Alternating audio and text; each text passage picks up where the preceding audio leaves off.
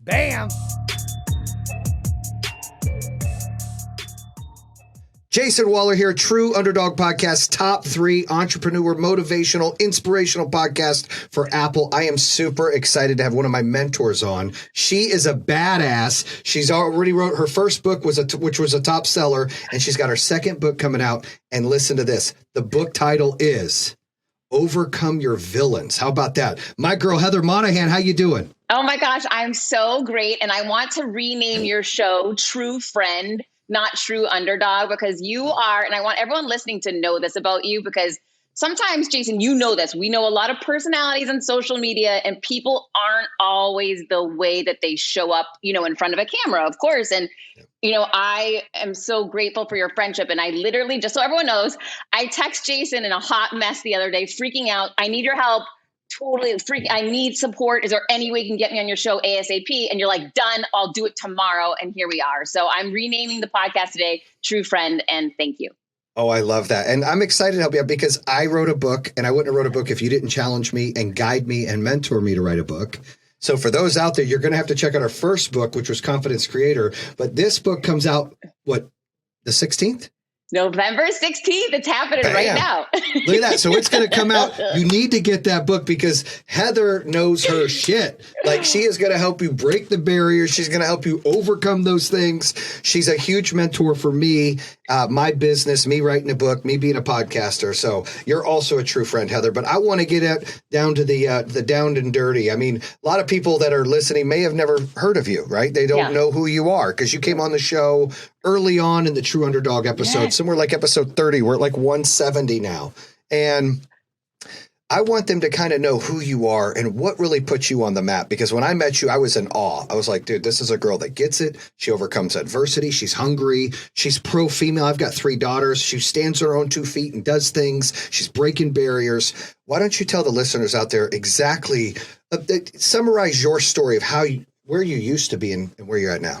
Started at the bottom. So you and I are so cut from the same cloth. It's crazy. I feel like you're my brother from another mother.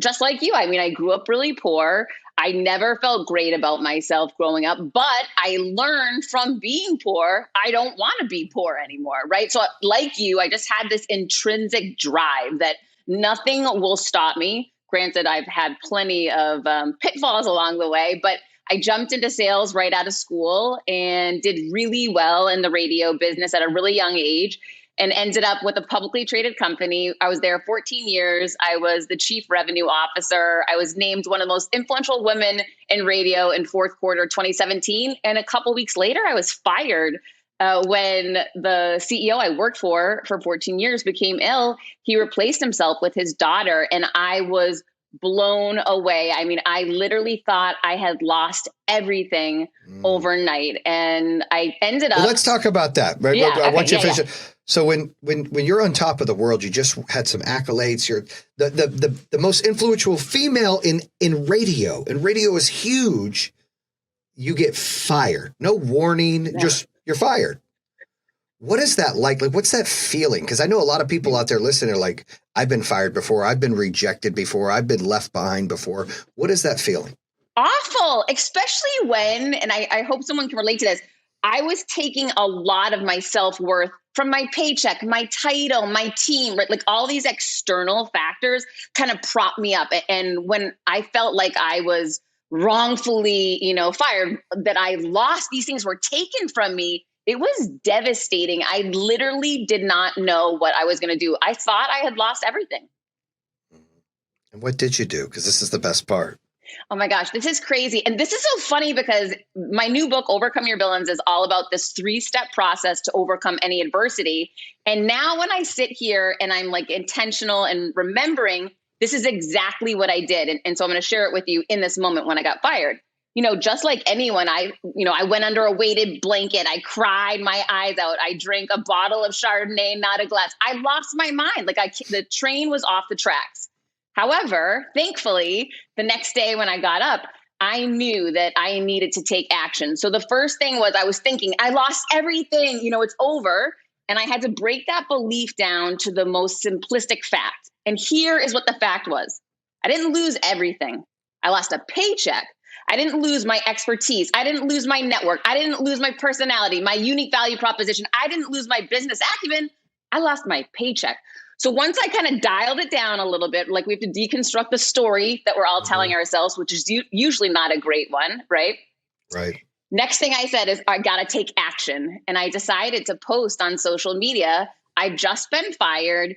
If I've ever helped you in any way, I need to hear from you now. And that post went viral and it landed me on the Elvis Duran show. And while I was on the Elvis Duran show, he looked at me halfway through and he said, well, Heather, obviously you're writing a book. And I said, well, obviously, but I wasn't writing a book, like you. And I remember we talked about this a while ago that I never thought I thought you had to be a literary major or super, super smart. I didn't think you could be a salesperson or a business person and write a book. And it turns out you can. You just need someone to believe in you. And that day, Elvis Duran believed in me. I said, that's it. I'm going to take his conviction and belief. I Googled, how do you write a book? And it turns out you have to be disciplined and sit down and write. And I had just been fired. So I figured out, if I'm ever going to do this, the time is now. And you wrote that book and it exploded. Confidence Creator exploded. I've got the book. It's a fantastic book. I haven't read many books in my life. Yours is one of the few I've read, and my own, and maybe David Meltzer's. But, the ability to see and understand what is really going on is hard for people. When it feels like it's raining and it can't stop raining and the storm's there forever, I always revert back to the story I talk about all the time on the show, the difference between a cow and a buffalo. And a cow runs away from the storm. And a lot of people in your position, they still would look at it, my life is over, I don't have my skill sets, I have nothing, everything's gone. And they're going to run from the problem rather than deal with it. And that storm's going to chase them and it's going to hover over them and give them regret and give them anxiety and all those bad feelings, where you kind of turned into the buffalo and you ran right through the storm and you dialed back and said, this is the only thing I'm really losing. I'm not losing anything else. I understand that it's a paycheck and there's several companies out there. I can go get a paycheck somewhere else, but you didn't lose the value of who you are and what your goals are and what your initiatives are and how you're going to get to the spot you want to be in. And then writing a book on your own, because you challenged me to write a book. I came on your show. I've never even read a book. I can't even spell entrepreneur, right? I'm like, I don't know. That is a tough one. That's a tough one to spell. Well, look, I'm illiterate. I text stuff and it's like, oh, my bad. I'm bad. I can't spell nothing. But I wrote a book, and I wrote a book because you inspired me to write a book. You were like, you can write a book. And I'm like, I was told before I should. I was like, no way. But you made me feel better about it. Your story made me encouraged that, you know what? She went through the worst of times, lost her job. You were going through a divorce, like all this, right? You're a single mom. It was storms like crazy. And you became a buffalo and ran right through that shit and did that. You wrote the book. That's where I was like, I can do it because I'm kind of on top of the world right now. I don't have any problems. What better time than to write a book right now? If she's doing it with the world against her and she's like, I'm going to take time to write a book, don't know what's going to happen, I can surely do it while things are going great. And so that's what I did. And it's inspiring. Well, what's funny is that, of course, I knew you could do it because I had done it, right? And I saw all of your success and I knew you had so much to teach and share with others. So it's like anything. Once you've done something, you know how possible it is for others or possible for you to do again. And at the same time, it's so interesting. Here I am a couple of years later, I can look back and connect the dots and see how I ended up here. But the hard part is in that moment. Like you said, right when a storm is hitting you, you can't connect the dots. You only can do that when you look back. You can't do it looking forward. So it really is, that's the critical moment, is when everything is going bad. Break down that belief, break down that story you're telling yourself, see what is that simple fact, if there is any, because oftentimes there's no fact to it. Like you saying, oh, I've been told I can't write a book. Really? Who told you that? And who were they to, anoint you an author or not? That's not true. And once you distill things and break it down to whatever fact is there, then you can start taking action and move it forward. You're right. You've been on some cool shows. I mean, you were on Gary Vee's show. I'm still waiting for an invite there. I passed him on the podcast thing one time and I copied him and he didn't say nothing, but you got to go on Gary Vee's show. What's really cool is you took a chance to invite him on your show. Why don't you explain how that went down? Oh yeah. So, all right, this is a good one, especially for anyone in sales. I had been DMing Gary for years back when I was in corporate America, just because I thought he was so cool. I'm like, there's got to be something we can work on together. I don't know what, but I just want to open up a conversation. And I'm always networking, reaching out, totally encourage everyone to do the same. if you don't hear back, you're in no different situation than you were yesterday, nothing lost. So, a couple times he'd responded, but nothing big. So finally I took out a Google alert on his name. And anytime you have a target or someone you love that you're a fan of, take out a Google alert on their name, because you're going to get updates on them. And I got an update one day that he had launched a wine company with his partner. So I thought, I bet the partner's easier to get to than Gary. I tracked his partner down on LinkedIn. I sent a DM, and always lead with adding value. So I said, hey, just wanted to let you know, I was in the wine business for years. I was, number one brand manager for blah, blah, blah, blah, blah, showing that I had credibility in his space. I said, if you want me to share with you some of the things that worked really well in the wine business and some of the things that I hope you will avoid so you don't have the pitfalls I had, I'd love to give that to you. And so he said, oh my gosh, call me right now. We jumped on a call. I spoke to him for an hour. We hit it off. And at the end of the call, he said, I owe you big. He said, what can I ever do to repay you? And I said, it's so funny you asked that. I would love it if you would ask your partner if he could be a guest on my show. And he said, oh my gosh, you're hysterical. Okay, I'll do it. He does it. Gary agrees. I go to New York. I'm filming with Gary. And right before I go on, I always create relationships with the people around your main person, because you need to be able to get back in. And Right. so I'm talking to his lead assistant, who's the coolest guy. And I said, dude, how do I get me on his show? Right? I'm asking his right hand. He says, Heather, get him to commit to it on camera, and that will happen. He's like, ask him on your show right now. And I thought, holy cow, this is really ballsy. Now, and this was making me nervous now going in, because I didn't have a lot of time. I wasn't prepped, right? I'm like, Right. how am I going to position it? How am I going to add value? How am I going to close them? So I just got into the questions, and all of a sudden I realized the interview is ending, right? Because this guy is like scheduled back to back. And I thought, Yeah. oh, shoot. And I threw it out on the table. I'm like, well, Gary, I so appreciate your time and I appreciate you being here. Do you think that your audience would ever get value hearing from a single mom how she bounced back from getting fired? He said, yeah, heck yeah, they would. I said, well, then would you bring me on your show? He said, I would absolutely do that. And we've got the whole thing recorded, right? So, he agrees to it. I lead.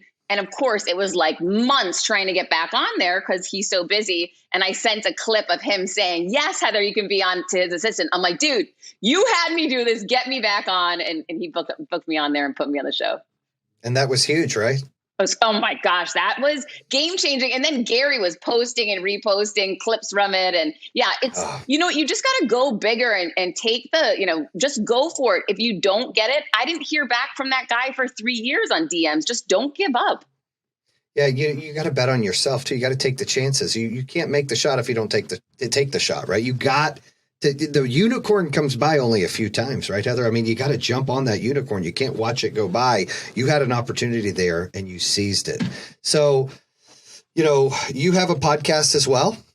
Yeah. So Creating Confidence Podcast, I've had it for 2 years. As I mentioned, Jayson was an amazing guest. And that's where we came to the agreement that you were going to write a book, which was so crazy. I've never had that happen. Was that set up like the Gary Vee thing? Because you got that recorded. Like, I'm challenging you to write a book. I'm like, oh boy. You're like, and it's recorded. I'm like, okay. Yeah.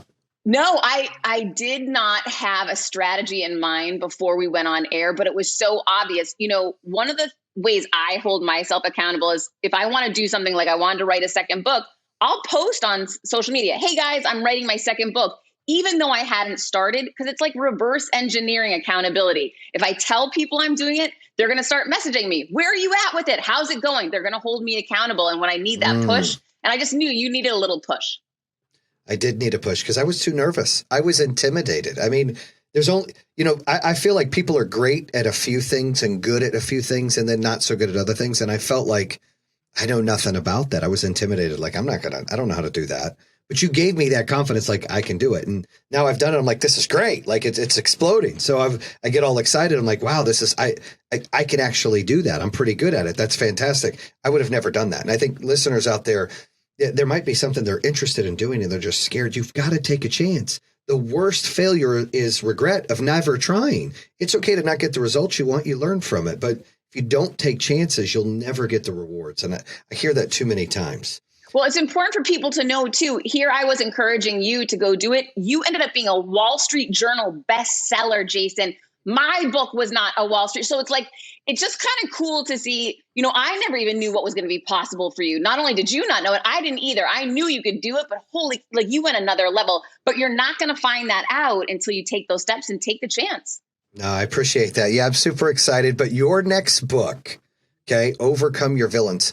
Talk about the steps in that. Give us some quotes or some stuff about the book, because it comes out literally in a week. Oh my gosh. Yeah. So it's broken into 3 sections. And I truly believe 2 years ago, one of my mentors came to me and he said, the one thing I noticed that you're not doing is you're not sharing a simplistic process that everyone can duplicate, that can create success like you have, Heather. And I said, okay, well, I don't know what that is.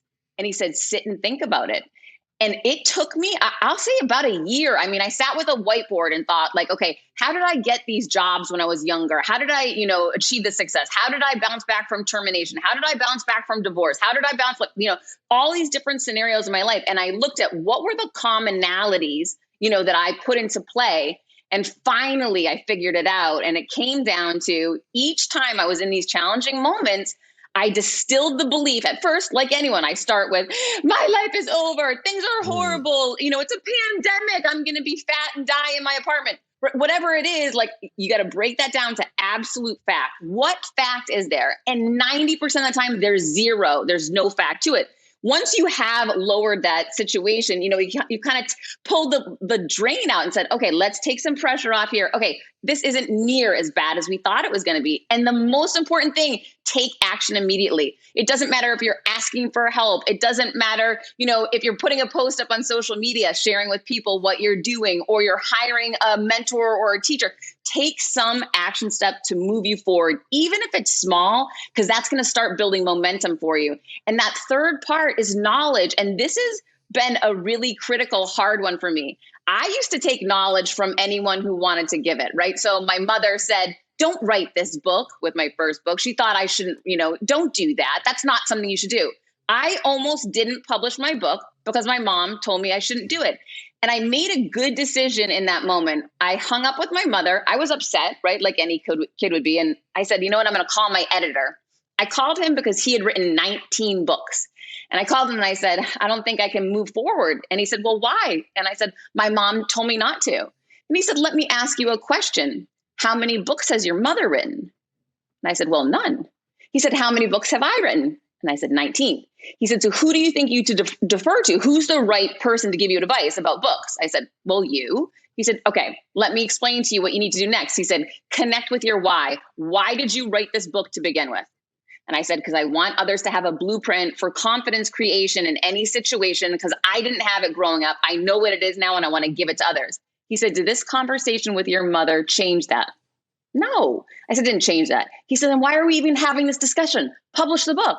And it was that simple. So it reminded me that the knowledge that we access can drastically change our next action step or how we move forward. So we need to be intentional about it. We need to be thoughtful about it. If you don't like following Sally Joe on social media, because when you walk away from her post, you feel bad about yourself, unfollow that lady, right? Like, Amen. Stop surrounding yourself with knowledge that doesn't support, challenge, and grow you. Yeah, that's so well said. You're right. People are just scared to take action. They just sit around and fester in the mud and they don't do anything. And you've got to take action. I love that you called him and he called your hand on that. That's fantastic because he told you what you needed to hear, not what you wanted to hear. Yes, that's well said. And a lot of people, that's what they look for. They're like, you know this. Sometimes people just kiss your ass and they do this. And, what I love most about certain people in my life, even my wife, my best friend, like certain people will call my hand on shit.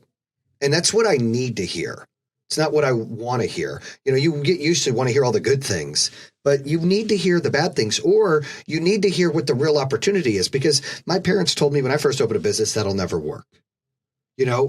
My wife's family said, you guys will never make money. Why are you going to get into that business? All my friends and people were like, don't get into solar. That's a loss leader. You're going to lose everything. Like people that don't know, it's either because they're scared to do it, so they try to give you that advice.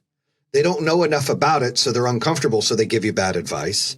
or they hate on you. They don't want you to be successful and do something they can't do. So they give you bad advice. So reaching out to your editor is so key. You got to surround yourself with people that understand what it is you're trying to accomplish to tell you what you need to hear, not what you want to hear. I think that's great. Thank God you did not listen to those people. Can you imagine? It's just unbelievable. And people need to know these things. They need to know that we all think that we're the only one second guessing ourselves, wondering and getting this advice from everyone's telling us not to do it. That happens to any successful person. And that's the pivotal moment. If you push through it to find success, or if you retreat and go back to whatever it was you were doing before. That's right. And if you don't like what you're doing now, you got to change it. You don't want to follow Sally anymore. Cut her off, right? Cut her off. Unfollow. All right. So overcome your villains. They can find it where? Everywhere. This is what's so crazy. And you and I have talked about this a lot. My first book I self-published, so it was primarily Amazon, but now my book is available in China, Japan. I mean, it's Barnes and Noble, Walmart, Target, anywhere that you get books, you are going to find it. And what's super cool is, and this is another thing I didn't know, I did the Audible version of my first book, right? Super nervous when I did it because I had never done one before. Then I had a podcast for 2 years. I signed with HarperCollins Leadership and I said, hey guys, when do I get to start recording the Audible version? They said, well, you have to try out. I said, I have to try out to be Heather Monahan. They said, yeah, you have to audition and we have some other voices that we really like and we'll put you up against them. I said, okay, I'm trying out to be me. I just want to get clarity on this. They said, yes, Heather, this is how it works. So I got super nervous and I text my friend who had done an Audible version. She had won the part of herself. And I said, hey, give me a piece of advice. What do I do? I'm freaking out. They didn't give me any direction and I want to get the part of Heather Monahan. And she said, here it is. Ready? Sit down. I'm like, okay, what is it? She said, just be you. And it was the best advice, right? And I had forgotten, like, of course I need to show up as me. So I hung up with her. I flipped the camera on. I just read a chapter. I sent it in and immediately I heard back, you got it, Heather. Then I went back to them and I said, I had loved the David Goggins book, You Can't Hurt Me. In the Audible version, Jayson, you have to listen. It's super powerful.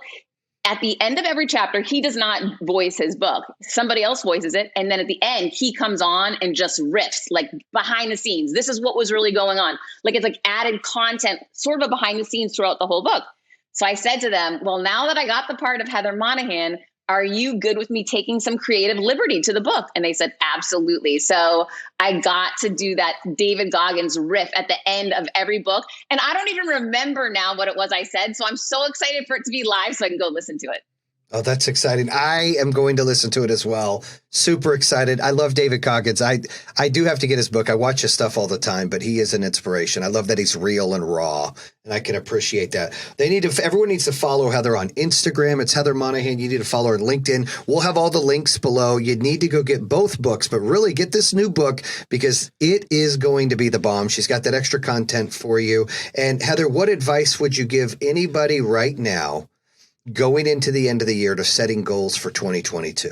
Oh my gosh, just go bigger. Just write them down. So many people write down their grocery list every day because they don't want to forget Sally Joe's candy corn, but you don't write down that you want to earn $700,000 in the next calendar year. The reason why you write things down is because you're 90% more likely to deliver on them if you do. Write them down, visualize them daily. I keep my goals right next to me at my desk every single day. I'm looking at them. The more you focus on something, the more energy will go to it, the more apt you are to achieve it. Go bigger, write it down, and make it happen. Bam! There you have Heather Monahan. Check out the book, Overcome Your Villains. And look, I think you got a thing for Sally Joe. So poor Sally Joe, we want to quit following her on Instagram. She doesn't write down her damn goals, only the grocery list. So that's fine, Sally Joe. We apologize. We're just having fun with you, Sally Joe. But thank you. And that's a wrap here on True Underdog. Bam! That concludes another episode here on True Underdog. If you're interested in hearing more, make sure you subscribe at iHeartRadio, Spotify, Apple Podcasts, or the YouTube channel. You can always visit TrueUnderdog.com, subscribe to all of them. Make sure you check out our newest episodes coming out on Mondays and Thursdays. True Underdog, baby. Bam!